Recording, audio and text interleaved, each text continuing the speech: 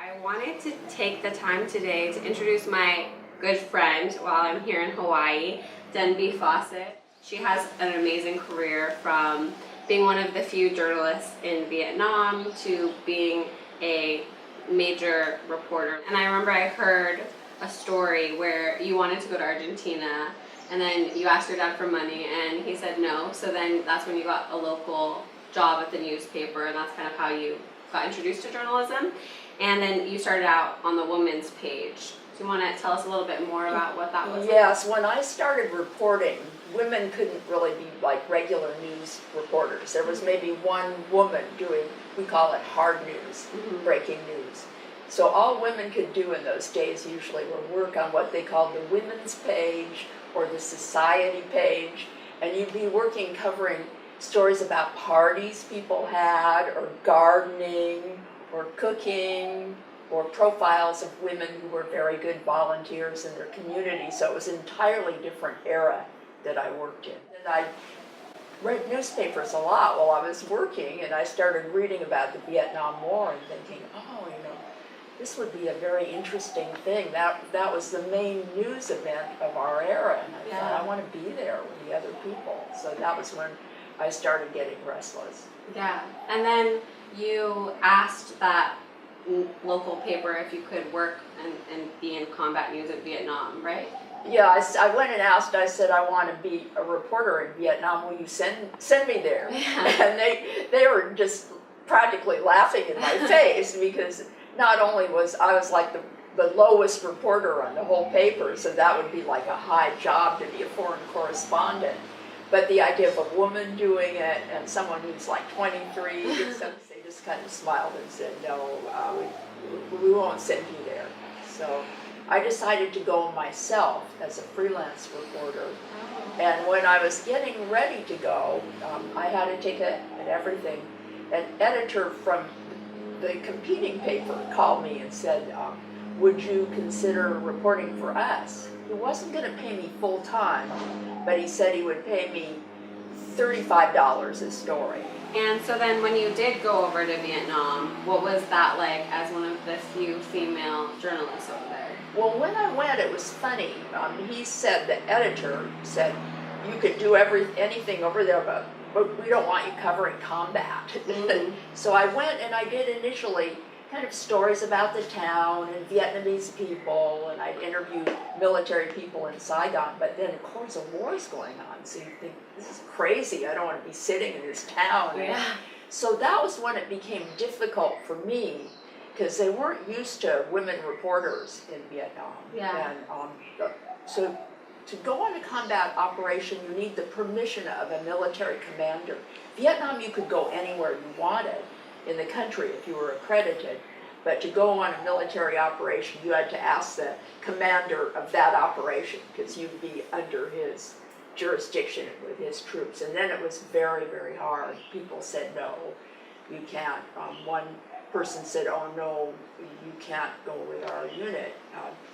I said, why not? And he said, well, you remind me of my daughter, and anything happened to you, I'd feel so terrible. And it was so weird for me. That's so discriminatory, because you know that person would never say to a man, oh, you remind me of my son. If you ever got hurt, I would feel bad. Yeah. So it took me a long time to convince people. What do you think made you, because obviously you hear a lot from successful people that a lot of them get there because they've asked over and over, right? They don't give up once they hear no. What do you think maybe gave you that confidence to keep on asking, or what do you think inspired you to keep on asking when people said no for you to join their missions? I think you have to just see in your mind where you're going to be, and just see that. And then when you see that, or where you want to be, just if you get blocked, you just say, okay, I need another road. Just find it, and not take it personally.